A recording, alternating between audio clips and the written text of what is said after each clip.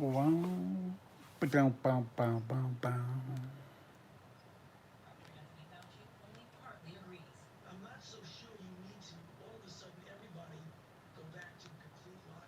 Bum, bum, bum, bum, bum, bum, bum.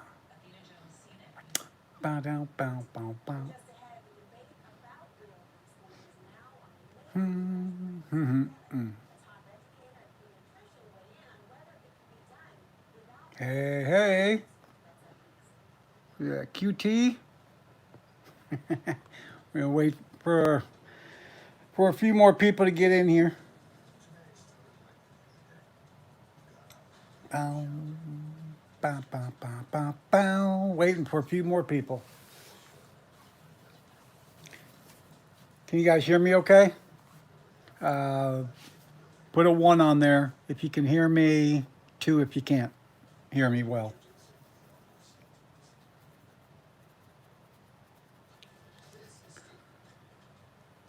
Good deal. Bowie Tatum.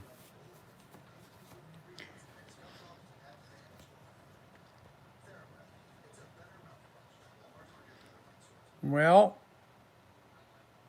I'm not going to wait much longer here to get started. Let's give it maybe another 10 seconds. People can watch this on replay. You guys, anyways, you guys are seeing the story here. I actually I didn't know this. It came out last month and is blowing my mind that the DEA has been given permission to investigate people protesting George Floyd's death. Now you think about that. Well, let's read a little further. The Justice Department gave the agency the temporary power to enforce any federal crime committed as a result of the protest over the death of George Floyd. So they are giving the DEA the ability to basically spy on protesters who are exercising it's a constitutionally protected activity. Let's take a look, and I have the document that I'll show you here in a minute. This was signed off on by the senior Justice Department official. Let's see here. So that we're clear what we're talking about here, the First Amendment protects freedom of religion, freedom of speech, freedom of the press, and here we go, freedom of assembly, and the right to petition the government. Now, let's see what all that means. The First Amendment gives Americans 5 basic freedoms: freedom of speech, press, petition, assembly, and religion. While all 5 are important, perhaps freedom of speech is talked about the most. Free speech is the cornerstone of our democracy. Although what you say can have consequences like losing friends or a job, it gives Americans the right to express opinions without government censorship or control. And more importantly, you can't go to jail for expressing your opinion. It not only protects speech that people like, but speech that people don't. And that's a very important thing that's saying there, all right? Because people say, well, it's offensive. Well, freedom of speech wasn't created to protect popular beliefs or popular expression. If all expression was popular and accepted, you wouldn't need protection of your or freedom of speech. Okay, it's there to protect speech that people find offensive. Let's see, the consequences. Not only protect. Okay, because when it comes to free speech, either everyone is protected or no one at all is. It allows censorship to support political movements. It allows citizens to support political movements and candidates. It gives people the power to call out government corruption and abuse. And most importantly, it empowers people to give unpopular opinions. The civil rights movement is a perfect example of freedom speech in action. During the 50s and 60s, civil rights activists such as Dr. Martin Luther King Jr. were able to use free speech as a tool to force change within society. By exercising their voice, civil rights activists were able to outlaw racial discrimination that plagued the nation. So now, let's go and see here we go.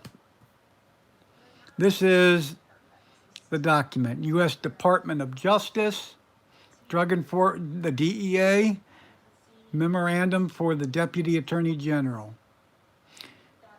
Purpose, approval of temporary designation of non-Title 24 law enforcement authority, immediate. This memorandum seeks approval for the DEA to provide support on a nationwide basis to enforce federal criminal laws in the wake of protests arising from the death of George Floyd. DEA requests this authority on a nationwide basis for a period of 14 days commencing immediately.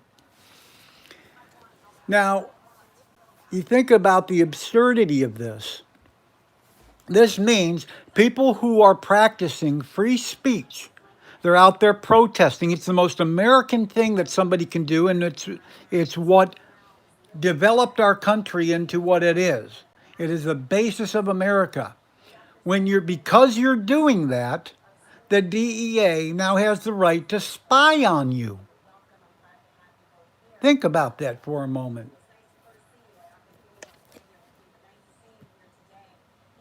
Discussion. On May 25th, George Floyd died in Minneapolis, Minnesota, after a police officer kept his knee on the right side of Mr. Floyd's neck for over 8 minutes while Mr. Floyd was handcuffed and lying face down on a city street during an arrest. Yeah, they killed him. They murdered him. This incident has spawned widespread protests across the nation, which in some instances have included violence and looting. Police agencies in certain areas of the country have struggled to maintain and/or restore order. I know, they're all afraid.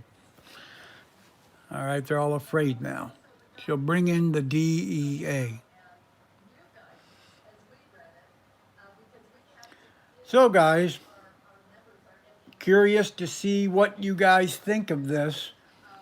Remember, it's your job, your duty to redress your government.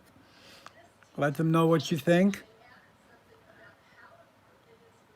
I would write the U.S. Department of Justice. They're the ones who granted this. Those are part of the agents that are being used. Right, the DEA. They expanded and used that. So the thing about it, I'm not so shocked that what they did was take another part of the U.S. Department of Justice, which the DEA falls under, and used them for muscle power.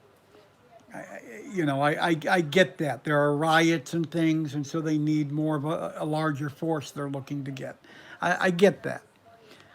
The part I don't get is for the DEA, the police, the FBI, anybody to have the ability and the directive to spy on people who are doing nothing but expressing their First Amendment right.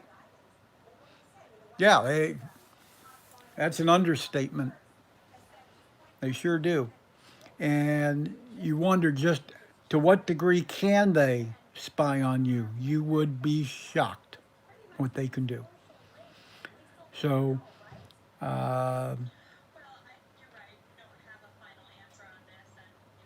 yeah, I am also against the DEA. I work in the medical community, and I can tell you that this opioid crisis is what they've done with this is ridiculous. There were some doctors, some pill mills that needed to be gotten rid of, but we now have people, cancer patients, in end of life that can't find a doctor to write them pain medication, and it's really sick because these doctors, left and right, they are getting their DEA license pulled. They're suspended. And after they went in and stopped all the obvious ones, suspended them immediately, now they're trying a new trick, the DEA. They go into pain management doctors and say, look, we're investigating you right now, but what we need for you to do is if you can just go ahead and voluntarily relinquish your license, your DEA license, while we investigate. It'll go quicker. It'll show that you helped us, that you worked with us, and we'll be able to get through this much quicker and get everything back to normal. The doctor does that, and then the DEA never had any plan to ever give that license back. So what the doctors need to do in that case is talk to their attorneys, and don't make any move without an attorney. You can't forget that the DEA basically are cops. They are there to convict you of a crime, suspend licenses, all that kind of stuff. They've got all kinds of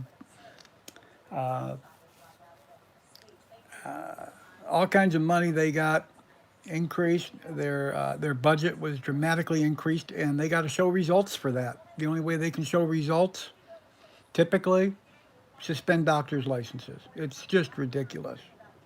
It's chronic pain patients now being treated like drug addicts, and the statistics just don't support it. So, as a matter of fact, they've been reducing opioid prescriptions and manufacturing since 2002, across the board, continuously. And every year, opioid deaths go up. Okay? It's not from chronic pain patients, it's from people on the street doing heroin or dying of carfentanil, which isn't even medical grade. It's to put elephants down. That stuff comes over from China. Anyways, I'm getting off on a tangent here because we are talking about the DEA, who to me is very corrupt. And the bottom line is, I don't want their ability to spy handed to them on a silver platter, an agency like that. They've already shown what they do with any kind of additional enforcement powers or budget increase. Okay, these guys are cold-hearted, man. They destroy a doctor's career just in the snap of a finger. In the snap of a finger. It's ugly. Suicide rate for chronic pain patients has absolutely skyrocketed. So I couldn't agree more, Joe. So, there's a lot of people. I really feel for the chronic pain and intractable pain patients. Write a letter. Get something out there, guys. Join the fight. Do something. These people, they can only live so long with that intractable pain before death looks like a much better, more viable option than living in that pain every day. Okay? So we've got to do something to help that too. But, right to the U.S. Department of Justice. This is crazy to be handing this kind of power over to such a corrupt agency. Anyways, great hearing from you guys, seeing you guys out there, and look forward to putting out some more videos here, and we will talk more soon, man.